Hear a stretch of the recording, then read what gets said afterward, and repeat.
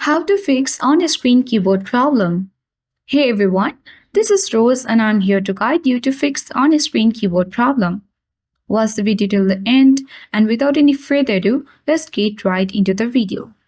So firstly, let's open any kind of messaging application like Notes, and here you will see your keyboard. Tap on the gear or the settings icon on this keyboard to access the settings page of your keyboard.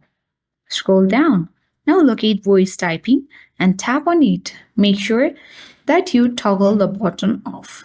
So this is the first step you need to do in order to fix on-screen keyboard problem. Now exit from this page and you need to open settings on your device. Scroll down. Locate apps and open it.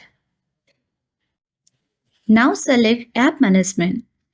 Tap on the search bar and type in Gboard. Open it, and here you need to select storage uses. Tap clear cache and tap clear data. Now tap on delete, and after you do these two steps, your on-screen keyboard problem will be fixed. Hope this video helped you. If you're new to our channel, hit the like button and subscribe for more tech and tips videos. Thank you for watching and see you in the next video.